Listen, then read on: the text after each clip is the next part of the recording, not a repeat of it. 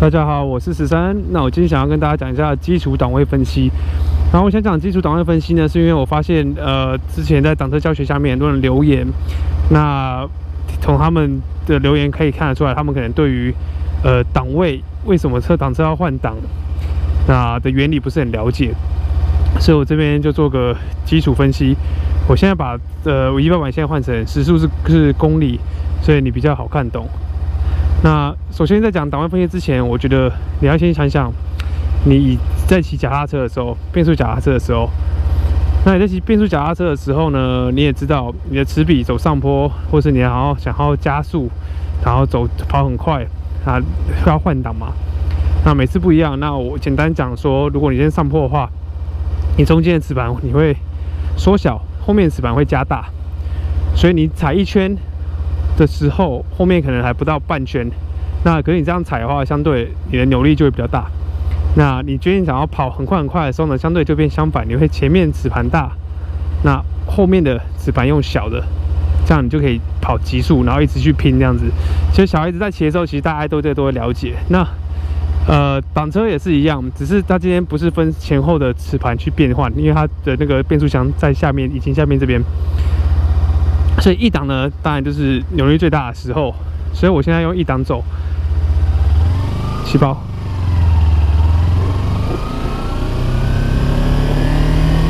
好，我大概现在是时速25嘛，那我看我稍微回转一下。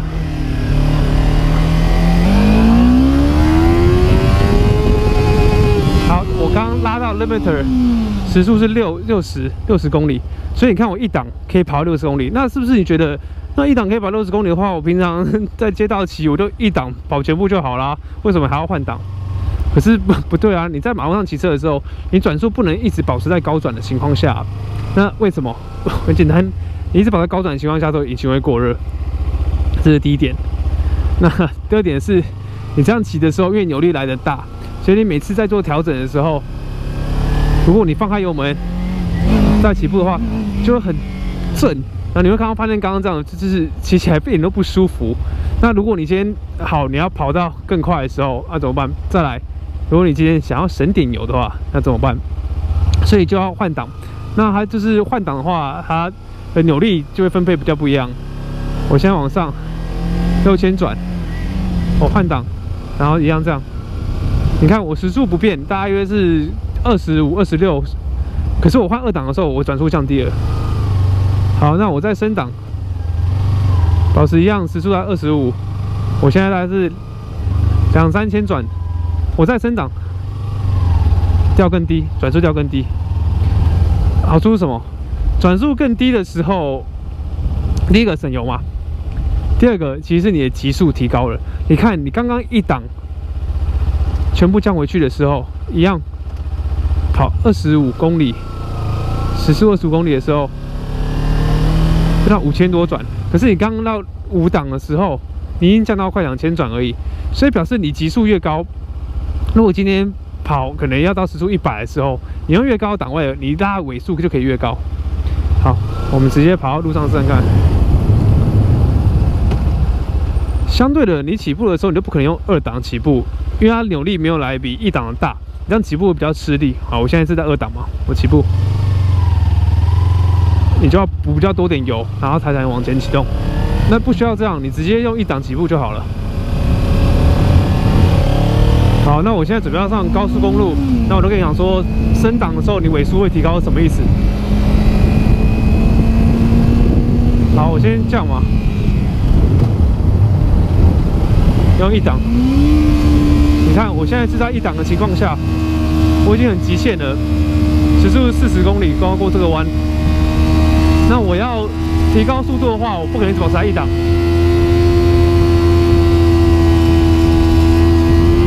然后就会达到极限2档。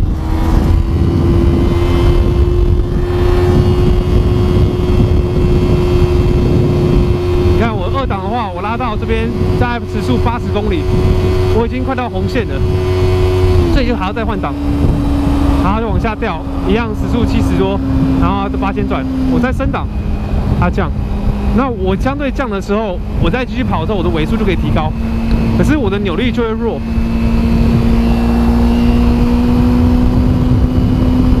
但是在这样的速度范围之中，我可以一直掌握到我的 power band。power band 指的呢，就是通常在红线下面这个区块。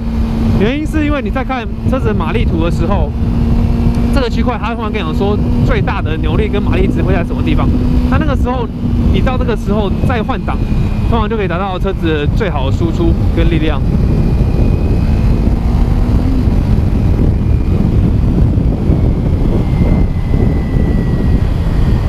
那一样，我现在在高档位，那我现在前面要减速降下来，那我可以这样直接吹油，可是力量出不来，为什么？就像我刚刚讲的，因为高档位它扭力不够，所以就降档、降档、降档。而且我现在前面要停下来了嘛，所以我要这样一档，然后好做起步。